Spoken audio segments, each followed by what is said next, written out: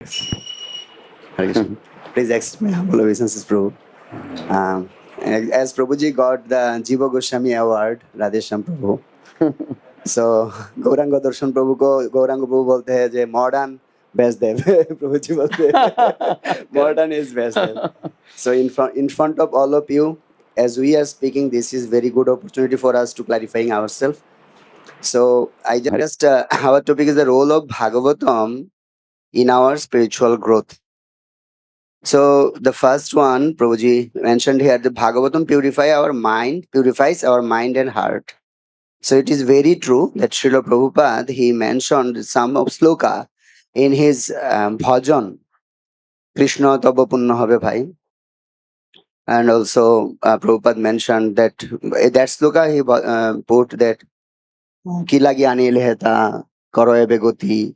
So he gave all the sloka from 1 to 17 to 1 to 21.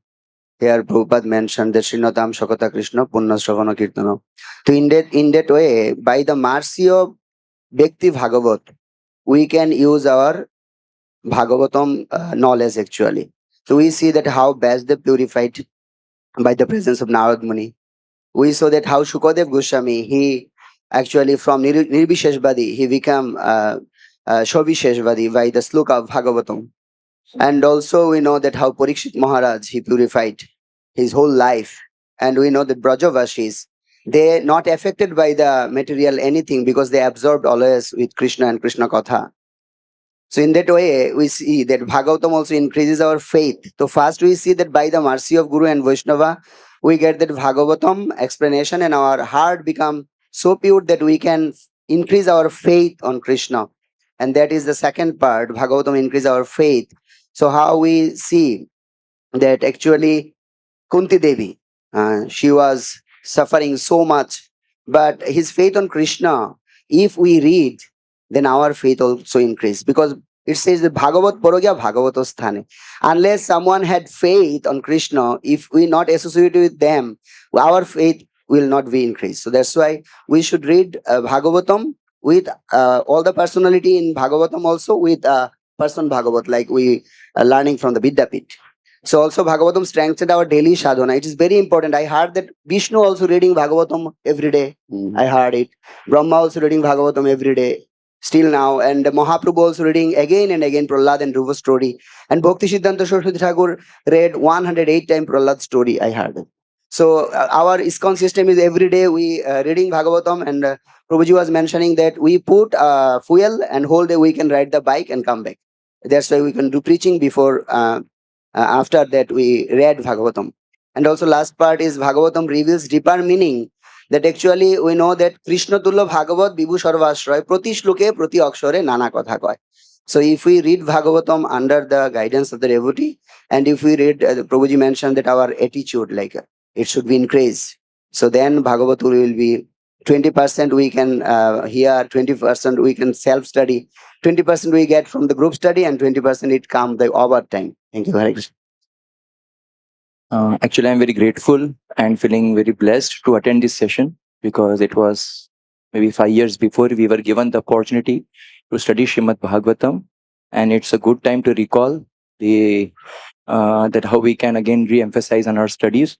When I went to this group for one verse, which by the inspiration of Gauranga Darshan Prabhu I could learn, Srimad Bhagavatam Puranam Amalam Yad Vaishnavanam Priyam Yasmin Paramahamsamekam Amalam Jnanam Param Giyate Tatra Jnana Viraga Bhakti Sahitam Naishkarma Mahavishkritam Yat Shunvan Supathan Vicharana Paro Bhaktya Vimuchenera.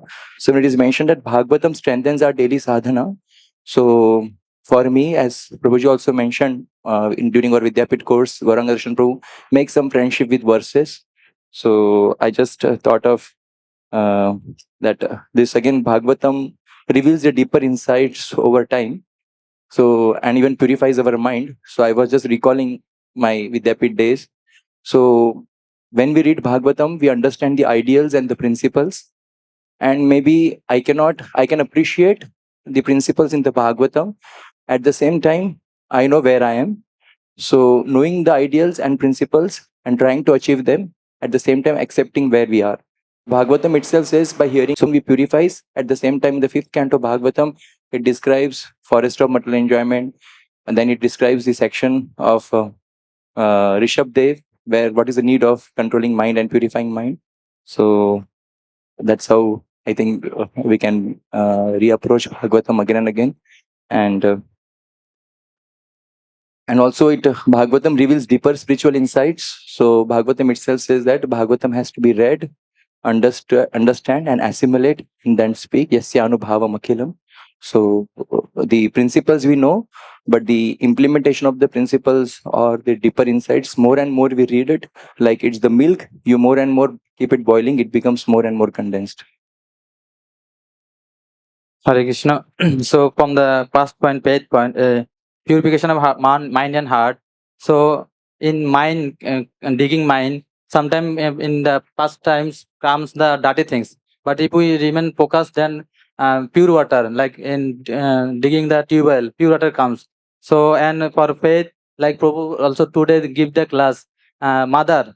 So child, if mother slept also to the child, so child remain faithful to the mother. And doctor also, we want to go to the doctor, but doctor give medicine and like injections, but we remain faithful. And we also got into the different vehicles like aeroplane, train, buses, because we are faithful to some drivers. So by this, in this we remain faithful to the SB Srimad Bhagavatam, we will be successful in life also. So in Chaitanya Charitamrita it is said that, so Krishna Das Kaviraj Goswami, আমার মাধুর্য নিত্য নব নব হয়, স্ব প্রেম অনুরূপ ভক্ত আস্বাদ হয়. And there is one verse also, Dashyanana Makarokundal Charukanna, that nitya, every day they are blissful. So Bhagavatam is like every day it will be newer and newer if we get the real taste of reading and hearing Bhagavatam. Hare Krishna. Haribo. Amazing, lot of amazing things they presented in a very short time. Huh? Our Devarshi Narada Prabhu, he want to make sure he'll give time for others. So he all the four he elaborated very beautifully. Then other two also spoke nicely, very nice. So you see, the first point is about Bhagavatam purifying our mind and heart. Just like, if you don't shave, the beard keeps coming. Huh? Mustache keeps coming. And once you shave, you look clean. Again, the next few days you find beard and mustache coming again. So our material desires grow if we don't remove them. Therefore, the 10th offense doesn't say don't have material desires. It says don't. What it says? 10th offense against the holy name. What should be not? It doesn't condemn having material desires. It condemns maintaining material desires. You see, for example, if you take a brick in the hand, initially it is very lightweight. And you keep holding like this for 3 minutes, 4 minutes, 5 minutes. Then what do you observe? Oh, it will become very painful here. You can't hold it for a long time. After that, you'll want to keep it. That means, having material desire is not as problematic as maintaining material desires. Like, for example, say your gutter is in your house, just outside. Water is smoothly flowing. Morning, you observed that now the water is not moving. It has become stagnated. No problem. Morning, you observed. Evening, when you come from the office, you should clean it immediately. But to allow it to stagnate for 2 weeks is the best way to attract mosquitoes. It will become a breeding place for more and more mosquitoes.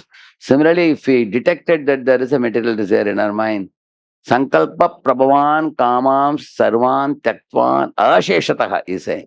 Asheshataha means how many material desires are allowed, you ask Krishna. He says, not even one. He says. It's like asking, how many snakes are allowed in this room? Not even one. Isn't it? So he says, Sankalpa Prabhavan Kaman Sarvan, he says. Atva Asheshataha, he says. And then Manasai Vendriya Gramam Viniyamya Samantataha. He says that the mind, which is grouped about the senses are below the mind.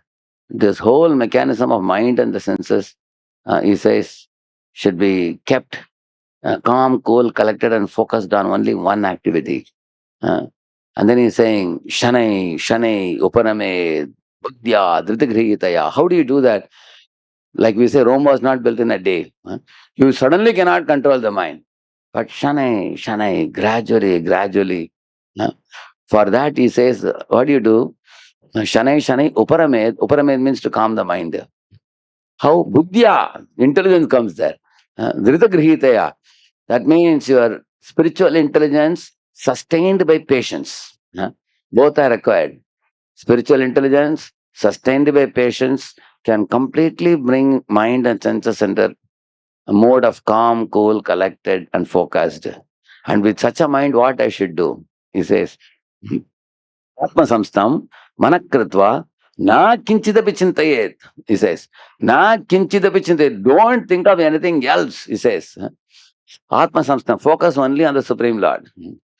Mind should have a singular activity. When you are chanting the holy name, focus on the Maha Mantra, hold the Maha Mantra. And for the mind and senses to do that, he says we need the intelligence sustained by patience. And that good intelligence comes from Bhagavatam. By studying the Srimad Bhagavatam, we get the spiritual intelligence.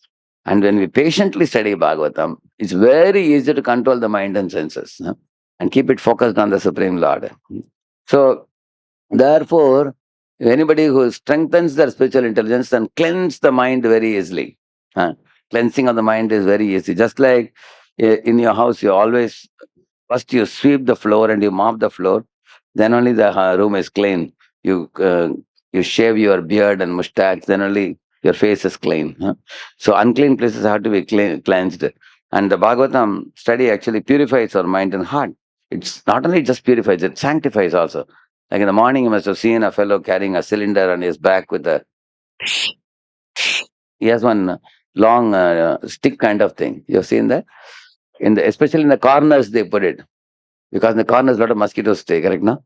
As soon as he puts the medicine, what happens? All the mosquitoes will flee away from there. They know it's very dangerous for them. So, you cannot have the purity of the Bhagavatam and the, stinking material desires stagnating in our heart. Both cannot coexist. Sannidhyate mahayogin patakani mahantyapi sadyo nashyanti vai pumsam vishnu suretara. When Shurya Goswami came, Parikshit told this verse. He says that, oh, you have come and lit up my home. Where there is Vishnu present, asuras cannot stay. Where there is tube put on, darkness cannot stay. Similarly, where the Bhagavatam message is studied aloud, yadottama shloka gunanuvadhat. That verse says, Gramya Katha Vigataha, he says. As soon as the Bhagavatam is spoken, Gramya Katha is out of the window. It has no place there. It cannot stay there. So, Gramya Katha comes from where? In the modern times, it comes from social media. It comes from newspapers. It comes from the people's mouths all around us. People talk about it. There is so much of political turmoil in the world. There is so much of wars going on. And there is so much of religious quarrels and fights going on. There are so many insecurities in every field, academic field, and professional field, and religious field, political field. Everywhere there are insecurities. And people cannot control themselves.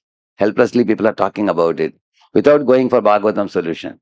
Bhagavatam has answers for all problems, but they don't go to Bhagavatam. But if we take shelter of Bhagavatam, we can remain like a lotus, in a kichad, like a lotus is unaffected by the muddy pool of water. The whole world is filled with Gramya Katha like muddy pool of water, but we can remain aloof and pristine and pure, like that. So that is Bhagavatam purifies our mind and heart. Secondly, Bhagavatam increases our faith in Krishna. This is a very important thing. Like I never knew in my life that bhaktas are more powerful than yogis. That I learned when I read the 9th Canto Bhagavatam, Ambarish Maharaj, for the first time, isn't it? Oh my Lord! One devotee and that too a grihastha, having a wife and children and kingdom, with a big following and big khajana and everything. There's one verse which says that, it says, Griheshu dareshu suteshu bandhushu dipottamasyandana vastushu akshayyaratnam varanam anantakosheshu akarot asanmatim. This is about Ambarish Maharaj. He had Griheshu dareshu suteshu bandhushu. He had wives and children and big palace and costly dresses to wear, costly garments and costly ornaments to wear, and inexhaustible treasury, it is said. He had many elephants and horses. He considered all of these things to be merely a piece of stone, it says. He did not give much importance to these things. He knew that these are all perishable things. But his faith was in Krishna. It says. So, two things hit me very hard when I read this pastime. Ambarish's staunch faith in Krishna and rejecting all these comforts and luxuries and facilities and amenities. If this fellow can be so attached to Krishna, there must be something in Krishna, isn't it? None of the things of the world is attracting him. And another thing is how this king, by dint of his faith in Krishna, his power surpassed that of Durvasa Muni. He was protected from Durvasa Muni's demon and created by demon. And Durvasa Muni created a big demon. He was protected. Plus, at last Durvasa Muni had to take shelter of his feet. So you can see big yogis. Therefore, Muktanam api Siddhanam, Narayana Parayana, Sudalabha Prashantatma, Kotishvapi Mahamane, Koti Muktas and Siddhas, amongst them devotee is one. So in this way, you understand the exalted position of devotees. You understand how the Lord protects the devotees very personally.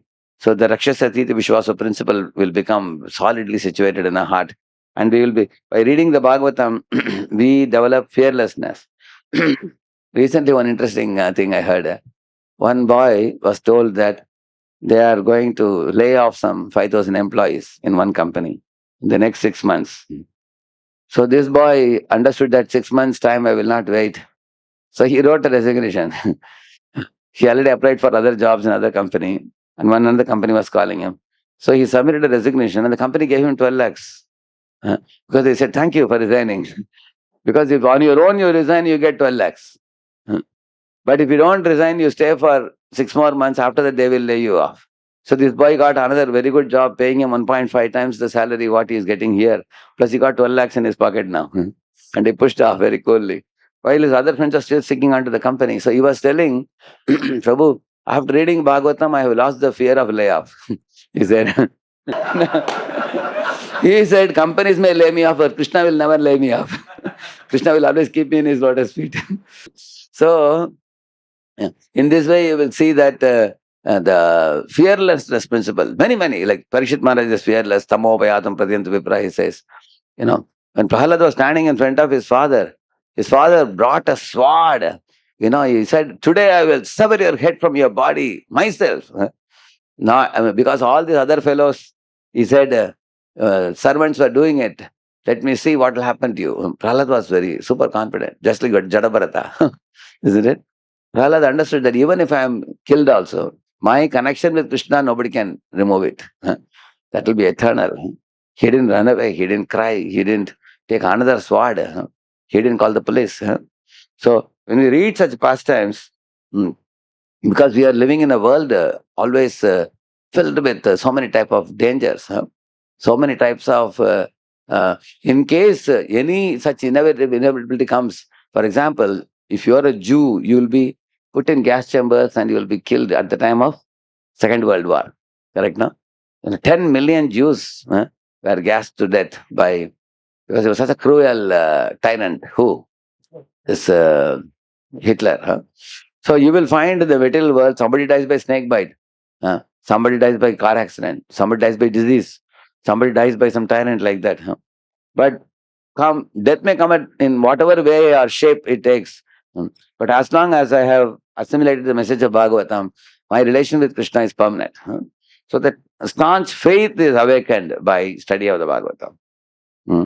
And also, when we read the Bhagavatam daily, you become spiritually strong. See, when you say spiritually strong, what does it mean a person is spiritually strong? Like, for example, you eat food, you get taste in the tongue. You get satisfaction in belly. You get strength in the arms. Similarly, Bhagavatam gives us taste while reading and relishing. Initially, it is difficult to get the taste, but over a period of time, just like newborn children, babies, after they move from breast milk to, grains, it's very difficult to make them eat. You've seen that? As soon as mother comes with some dahi bath or something, they'll go to the next room. They'll run away. Mother has to chase behind them. But grown-up people, like all of you, you bring your plate yourself. Nobody chases after you. Similarly, when you advance in spiritual life, you come running to the class. And new boys in the college, when we go to call them for program, they will run away.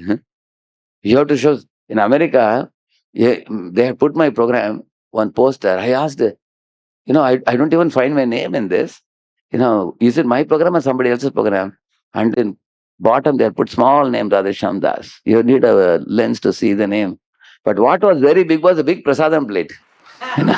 With all the things that they're going to give. That occupied 3/4 of the poster. And the topic was also very small, and they said, Prabhuji, lecture is not very important for the boys. Prasadam is most important. For new people, you have to attract them with something what will pull them. They have most part of the lecture is kirtan and prasad, and then little they said, Prabhuji, talk 10 minutes, they told me. If you talk too much, they will run away. So new people are like that. But after you all became trained in Krishna consciousness, you know how much people come running to the. So in the same manner, that means the strength has increased. The taste for Bhagavatam has increased. Satisfaction means what? The hankering for material enjoyment will gradually diminish with the increase in the taste for Bhagavatam. And also the desire to preach and developing compassion for suffering souls, the Jiva Daya, that will increase. So these are all benefits of Bhagavatam. Anyone who studies the Bhagavatam will develop strength like that. And Bhagavatam reveals deeper spiritual insights over time, because it is not just His Holiness Gaur Govind Maharaj says, a ocean is called Ratna Garbha, it is called. But if you swim in the top, you only get fishes. You become a deep diver, you get diamond. Now I'll tell you an example for this. From my own real life, I'll tell you. In my school days, in 6th standard vacation, I had gone to one Krishna temple where one Bhagavatam speaker was speaking. Big crowd was sitting, like 500, 600 people. So we went to take darshan and we were planning to push off. Just go straight to the deity, took darshan, offered obeisance, so that we are about to leave. I just told my friend, hey, there's some katha going on, can we sit? So we sat. And the katha was about Vaman Dev. After the katha was over, we heard the whole story. And then when we were leaving the temple, I asked my friend, what's your realization from this pastime? He said, अगर दान देना तो सोच विचार कर दान दो. That's the realization he got. He said, hey, you have to be careful. This fellow gave charity to this Vamana and he stole away everything. So then I said, hey, but the person who asked for the dhan is Lord Vishnu. What is the problem? But my friend had a problem. He said, Jo bhi ho, iska pura chut gaya iska. Was saying like that. Then later on, when I grew up, I developed one understanding, which is also not a very great understanding. My understanding was, see, Bali Maharaj took away the property of the demigods. So that was a mistake. So Lord came and took it back and gave it to demigod. So what's wrong? That's the one understanding I developed after some years. Then after I came to ISKCON, when I read Prabhupada's books and everything, understood. Bali Maharaj saw that Bala Brahmachari and he felt great affection and he wanted to give him. And when he asked for the 3 steps, he had to go against his guru Shukracharya, who told him not to give, and he gave. And that was a thrilling information for me. Oh, really? That means, he didn't give it reluctantly. He gave it voluntarily, very happily. Joyfully he gave it. And not only that, how Lord reciprocated with him is even more marvelous. So, what is it like? Imagine you are sitting with a big prasadam plate on a festival day. Like most of the festival days, you have to fast till noon. After the 2 o'clock or 2:30, you are sitting with a plate, you are going to eat now. Mahaprasade Govinde, and you find one hand is coming from the top and picking up your gulab jamun like this. Of course, you will keep one eye open to make sure nobody picks up that. But imagine if somebody picks up gulab jamun, how many of you will oppose it? Like, say, you take sabji, anything you want, but not. That's the most important. That's the last item you eat, and people don't wash their mouth also for some time. And somebody is taking away your gulab jamun. But in case it happens to be a spiritual master, which one says, I just want to check whether gulab jamun is too crispy or is it soft. Can I take one? How many of you will give it away? Like that Bali gave. You will tell your spiritual master, wow, why only gulab jamun? You take the whole plate if you want. You take me also with you. Because we love the spiritual master. One time my spiritual master generally goes in his vehicle But one day he told his assistant that I want to check whether bus is comfortable for the devotees. So he came out his vehicle and climbed up the bus. And then everybody got up and offered obeisances in the bus in the limited place. And then he sat. But then he found the windows, they were difficult to, what do you call it, that open. I mean, they were not, you couldn't close it. A sliding one was not working properly. So the cold wind was coming. So Maharaj tried, he couldn't push it. Then other devotees tried and it was very tight. Maharaj said, this is why I wanted to come and check the bus. Whether the devotees are comfortable or not. It is very cold. How will the devotees close the windows? He was asking. So then Maharaj just asked the servant for the chadar. But then the chadar and everything was in his van, you know. And then immediately servant was saying, oh, Maharaj wants a chadar. Immediately 25 chadars came. You know, from everybody was giving, Prabhuji, please give this. I have a new one, the unused one, and I just purchased it. Everybody was giving. So I was just thinking how the disciples would give to their spiritual master very happily, you know. Like that Bali Maharaj gave to Lord Vamana. And then he was ready to forego everything, but Lord became his Dwarapalaka. Lord made him a Mahajana. And Lord told him, I am taking away this from you, but I am going to make you the next Indra. At that time, I will give it back. What is it like? Like sometimes a mother is seeing a child is picking up a mobile and using it. She thinks, oh, mobile will heat up the ears of the child. A child's skull is very soft. So mother doesn't want the child to use the mobile. She snatches the mobile and child cries. She may even cheat the child by giving a toy mobile set or something. Sometimes they have this pencil box, you see that looking like a mobile. Mother may cheat the child, and child also is thinking it's a mobile. Hello, hello, is speaking to somebody. But mother takes it and keeps it on the top of a fridge or something. But when the child grows up to, say, 15 or 20, then she gives it back. Correct? Similarly, Lord says, I am going to take this property now. When you become Indra, I'll give it back. So what did he cheat? Think about it. So why am I saying, when we read the Bhagavatam, the same pastime, what we understood 10 years ago, maybe our understanding might have been very preliminary. As we read further and further and further, because the Bhagavatam is a conscious personality of Supreme Lord, He only reveals us the subtler and subtler, tada tada pashyati vastu sukshmam, as said in the 11th canto. He will reveal the truths to us. So that is the reason why we should study the Bhagavatam, which says it reveals deeper and deeper spiritual. The same ocean as fishes, the same ocean as diamonds.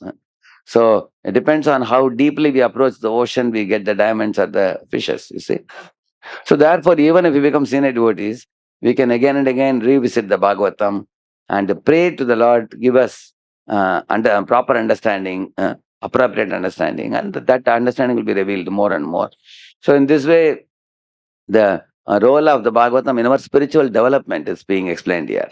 In this, how do we spiritually develop? When our heart and mind are purified, when our faith in Krishna has become stronger, when we have become strong devotees in terms of our sadhana, our chanting, our reading, our hearing, performing service with in a more meaningful way, with proper attitude, and also developing deeper and deeper spiritual insights. Now, why are the spiritual insights important? See, it may not be important for you when you join a brahmacharya ashram for the first 5 to 8 years, I can say, because first 5 to 8 years, you are likely to be in a thrilling mode. Run out here and there, distribute books, or do some service, and you are also a lot with the younger devotees. You are surrounded by devotees, chanting, dancing. Your body is also young, and you are very dynamic. It's a newfound activities. Somebody is learning Shastriya Mridangam. 6 months, 1 year, they are practicing Mridangam. Somebody is practicing harmonium. Somebody is learning cooking. Somebody is learning deity worship, everything. So there is newfound interest is also there for 3, 4, 5 years. It is there. Similarly, new friendships you cultivate in the ashram, and then also the scores are announced, and many people appreciate you in the early years like that. But after you spend 8, 10 years in the ashram, say you have become 35 or 40, your life is not going to be the same. Because one can become affected by daily routine. One may think, oh, it's all the same over and over again. It may become boredom for one who has not become spiritually strong. If one has not started developing shelter of Srimad Bhagavatam, like here, these 4 points which I mentioned here, if I have not purified my mind and heart, if my faith in Krishna has not become strong, if my daily sadhana has not become strong, and if I am not getting deeper spiritual insights which can thrill me in my spiritual life, then after 35, 40, the daily routine can become little boredom. At the time, body also becomes little physically weak also. Yeah. So at that time, then at the same time, imagine if I'm too greedy to eat opulent foods. Yeah. If I am too lazy, because generally after 35, 40, nobody is going to chase after you. People generally think that it's a senior devotee. It's saffron devotee, senior devotee. Nobody will, you are not even much accountable to many people. After 35, 40, a lot of freedom, abundant freedom. You are allowed to think for yourself what you want to do with the rest of your life. You should be able to sit with a pen and pad and think, how I can do some good for myself and the world. So one is supposed to be intelligent. On the other hand, somebody who is always reading Bhagavatam and writing articles, preparing books, like Gauranga Darshan is a very good role model example for that. He's processing the knowledge of Bhagavatam by writing articles and preparing books and benefiting the world. Then he's getting a lot of thrill in this and preparing even videos, small and big and all, and putting up many courses involving hundreds and thousands of people across the globe. So they benefit and he also benefits. And that success in these activities will give him thrill and gives benefit to the world also. So he's able to contribute very powerfully. Now all of us may not be able to do that, but every one of us should be able to one thing is very, very important. Between 25 to 35, there can be a lot of physical activity like book distribution, Harinam Sankirtan, going outdoor, and like for example, Pujari services, many things you may do. When you become 35 or 40, when body becomes a little weak, and body generally 40, 50, 60, the physical strength is a little this thing. And at the same time, the greed for food and all should be reduced. Because after 35, 40, one should eat very simple foods. And one will be able to, one has to follow that famous verse. What is it? Yukta hara, vihara said, Yukta cheshta. Krishna doesn't say spiritual life means, extreme austerity. He doesn't say that. He says regulation. Regulation is more important than extreme austerity. So we don't have to fear. Follow the regulation, and then your mind will be more peaceful. At that time, this kind of spiritual strength should be high. This is amongst the 6 groups we are discussing. This is one of the most vital, I can say, especially for grown-up devotees. Why am I spending time in this? Because for those who have spent, those who are 35 or 40, this is very, very important. Because unless we awaken spiritual taste, it's very difficult to drag on till 70 or 80. But one who has awakened that spiritual strength and taste and faith in Krishna, what to speak of 70, 80, you'll be ready to take a million births again in this world, once we develop the confidence. But it was very nice presentation. Each of them made many sensible points. Let us thank this. Go, Paribol.